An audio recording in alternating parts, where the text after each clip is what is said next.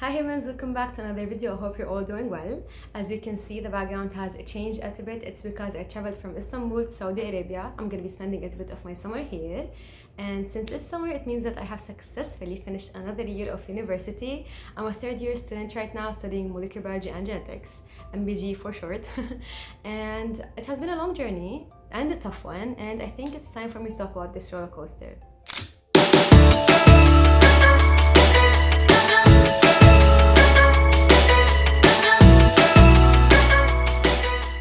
So in our timeline, at 2020, I graduated from high school. I wanted to be a doctor at that time, and I honestly didn't have anything else in mind. I was very interested in biology, chemistry, and the medical field in general. And I had a goal, which is to help people and make their lives become better and make them feel better. And I thought that becoming a doctor or studying the field of medicine was the way for me to do that.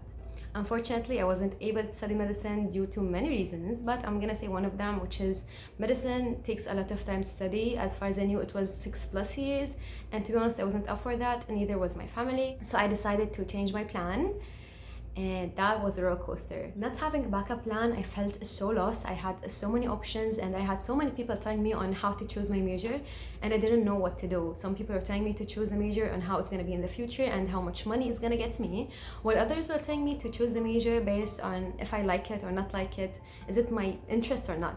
And honestly, I was very lost.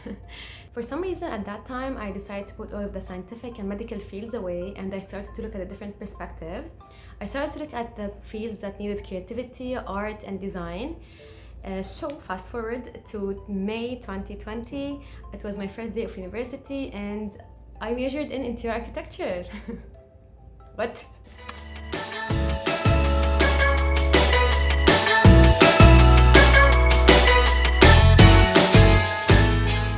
Okay, why? I honestly don't know.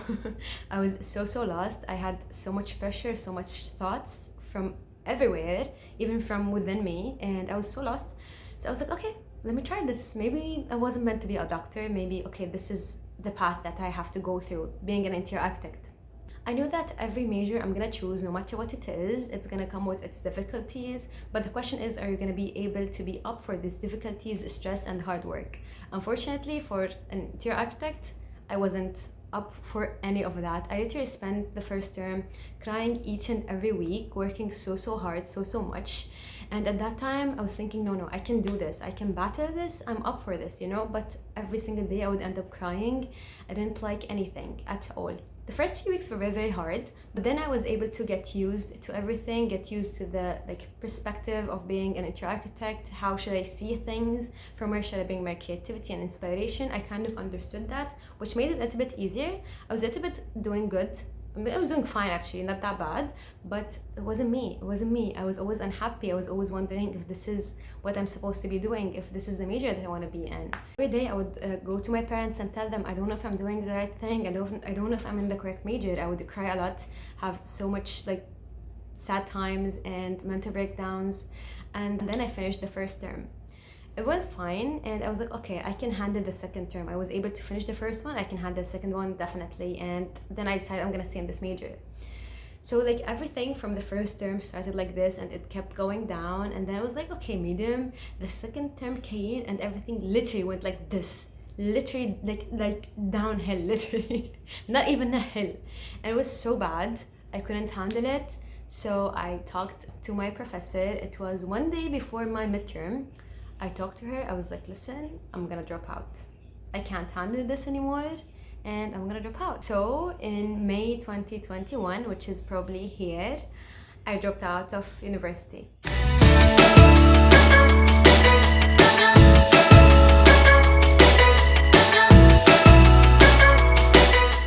Being a dropout was hard.